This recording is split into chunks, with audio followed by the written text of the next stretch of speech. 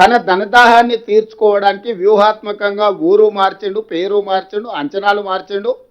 ఇప్పటికీ 1,00,000 కోట్లు ఖర్చు పెట్టిండు. 1,00,000 కోట్లు 94,000 కోట్ల రూపాయలు ఆల్రెడీ కాంట్రాక్టర్లకు పేమెంట్లు ఇచ్చారు. 1,02,000 కోట్ల రూపాయలు బిల్లులైనవి. దీని అంచనా 1,50,000 కోట్లకు పోయింది.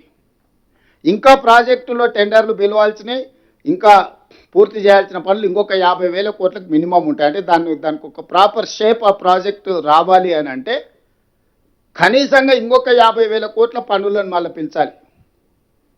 38,000 కోట్లతో కావాల్సిన ఇప్పటికి ఉన్న దాని ప్రకారం 1,50,000 కోట్లు అయింది. మిగతా పనులు కూడా ఇందులో కలుపుకుంటే 2,00,000 కోట్ల రూపాయలు అవుతాయి. ఇందులో 1,00,000 కోట్ల రూపాయలు ఖర్చు పెట్టాను.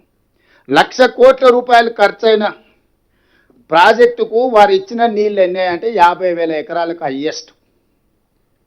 ఇప్పటి వరకు ఆయన ఎత్తిపోసింది మొత్తము 168 టీఎంసీలు అయితే వర్షాలు వరదలు వస్తే 118 ఎత్తి మేడిగడ్డ నుంచి ఎత్తి అన్నారంలో పోసిండు, అన్నారం నుంచి ఎత్తి సుందిళ్ళలో పోసిండు, సుందిళ్ళ నుంచి ఎత్తి మిడ్మానేరులో పోసిండు.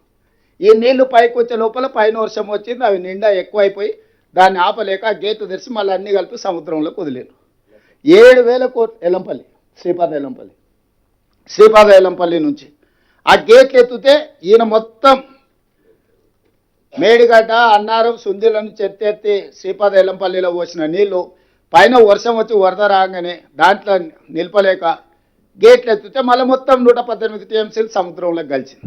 కానీ ఈ లోపల ప్రభుత్వానికి పడ్డ భారం ఎంత విద్యుత్ మీద అంటే 7,000 కోట్ల రూపాయలు. 1,00,000 కోట్ల ఖర్చు, 7,000 కోట్ల కరెంటు బిల్లులు కడితే ఇచ్చిన ఎన్ని ఎకరాలకంటే 50,000 ఎకరాలకు నీళ్ళు ఇచ్చిండ్రు.